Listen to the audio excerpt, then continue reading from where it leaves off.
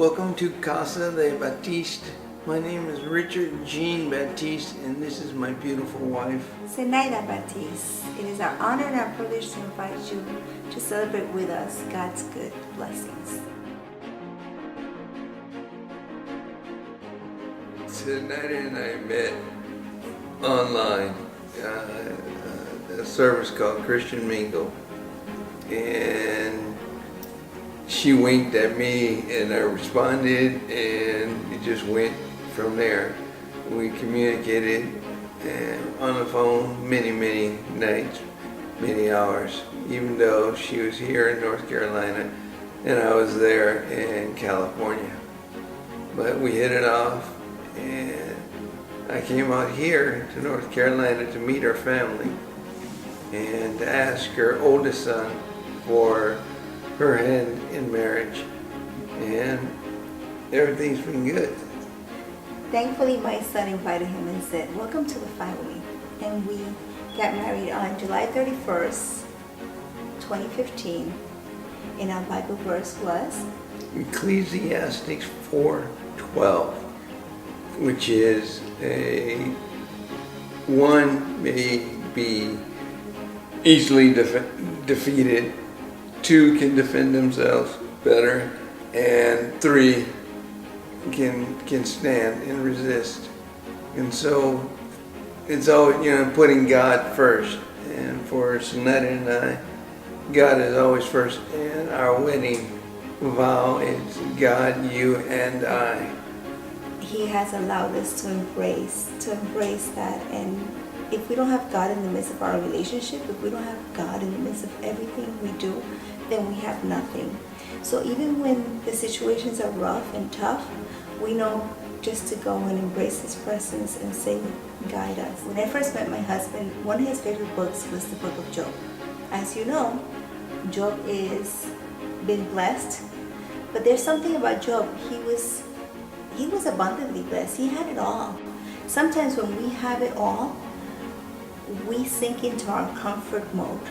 And when God allows for him to be stripped away from everything, it's because He wanted to bless him beyond what's normal, beyond what he expected. So when my husband told me about the book of Job and told me his story, you want to share a little bit about your story? Well, for me, I was pretty much in the prime of my life. And I was in the Marine Corps, and then I was diagnosed with multiple sclerosis, which essentially ended my career with the Corps. It took a few years, but I made it to the rank of major, and I was diagnosed when I was still a captain. So I enjoyed my time with the Corps, and then all of a sudden it was no longer there. And so I asked God to heal me, and I got a resounding no. I couldn't even formulate a response as to why no. And then He responded, that, right now, if I were to heal you, you wouldn't have the blessings that you have. And so now is not the time. Shortly thereafter, I met Sonetta online. Her favorite book is Esther. Esther. And many years ago, even before I met Richard in Puerto Rico with my pastors over there, I was prophesied by this older lady, and I was not married then. I was single. I had my 4 kids. I raised 4 other kids. I was a total of 8 kids that I had in custody, and I just went to receive a blessing, a prayer. And as this woman of God prayed for me, she told me that, well, actually she was saying, God, look at this woman. and look at her husband that comes from far away with lots of tribes and tribulation. But as Esther went into the king, and the king extended his baton and said, whatever you ask, you will receive. That's how the Lord would tell me. And many years after,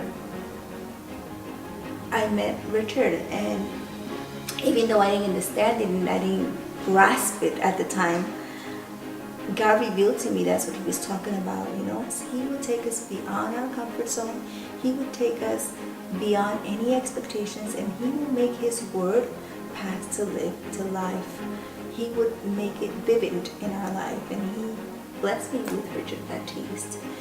In God, there is no coincidence, and the purpose of all the great things that we've been able to accomplish together, this is not our first home. You know, we have a home in Puerto Rico, we have a second home. This is our third home that we've been able to be blessed with. We've seen the promises of hope, we've seen the promises of Esther in our life together, and all we want to do when we invite people here on February 16th is that together we can give testimony of God's goodness in our life, not to be prideful or to vanity. So the purpose of having our friends, our family, our loved ones, seeing what we've been able to accomplish in God is for his glory. To God be the glory at all times. We are nothing without him. It would always be a God-you and I relationship. And we just want to share with you guys that this is just a little bit of what God is doing in our life. And it's not stopping here. I believe that we will have even more and abundantly. Always God first.